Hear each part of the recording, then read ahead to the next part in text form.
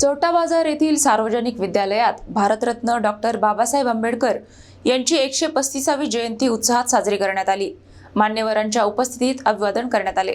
अकोट तालुक्यातील चोटा बाजार येथील सार्वजनिक विद्यालय व कनिष्ठ महाविद्यालयाच्या प्रांगणात भारतरत्न डॉक्टर बाबासाहेब आंबेडकर यांची 135वी जयंती मोठ्या उत्साहात साजरी करण्यात आली।